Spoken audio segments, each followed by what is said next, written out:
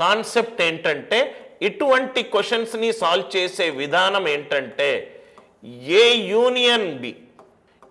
Union B minimum కావాలి అనంటే ఏ intersection B maximum కావాలి. ఏ ఇంటర్సెక్షన్ బి మ్యాక్సిమం కావాలి. ఏ యూనియన్ బి మ్యాక్సిమం గరిష్టమైన వాల్యూ కావాలంటే ఇంటర్సెక్షన్ మినిమం కావాలి. చాలా ఇంపార్టెంట్ పాయింట్. యూనియన్ మినిమం అవుతే ఇంటర్సెక్షన్ మ్యాక్సిమం అవుతుంది. యూనియన్ మ్యాక్సిమం గనక అవుతే ఇంటర్సెక్షన్ మినిమం అవుతుంది. ఇంటర్సెక్షన్ మినిమం అవుతుంది. దీనికి మీకు డయాగ్రామెటిక్ ప్రూఫ్ చెప్తాను సార్. Diagrammatic proof.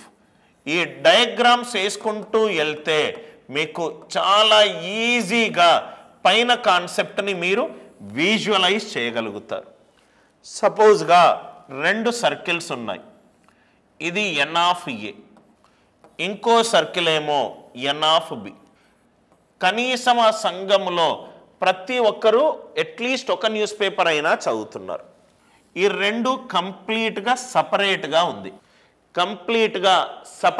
ఉంది. సపరేట్గా ఉన్నప్పుడు ఏమవుతుంది చూడండి.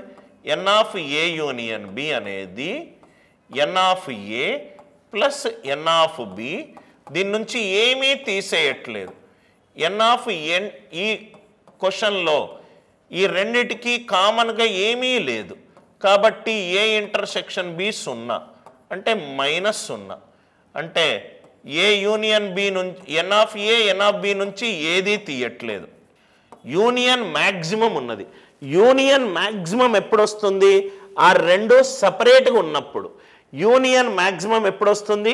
ఇంటర్సెక్షన్ మినిమం అయినప్పుడు. అంతే కదా sir. N of A N of B నుంచి నేనేమీ తీసేయట్లేదు. తీసేస్తే ఈ వాల్యూ తగ్గుకుంటూ వెళ్తుంది.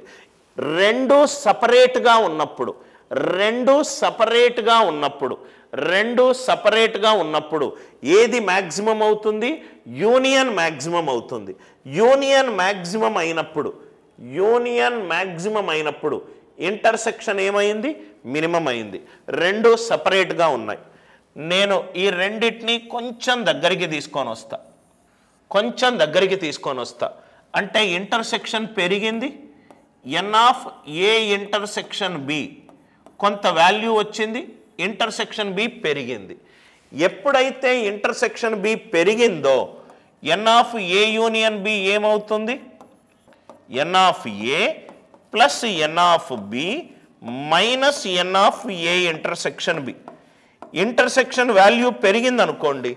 ఈ వాల్యూ నుంచి కొంత వాల్యూ వచ్చింది నాకు. కొంత వాల్యూ వస్తే దాని నుంచి తీసేస్తున్నాను. అంటే ఏ యూనియన్ బి వాల్యూ తగ్గింది. దగ్గరికి వచ్చే కొద్దీ ఎంత దూరంగా ఉంటే యూనియన్ అంత ఎక్కువగా ఉంటుంది.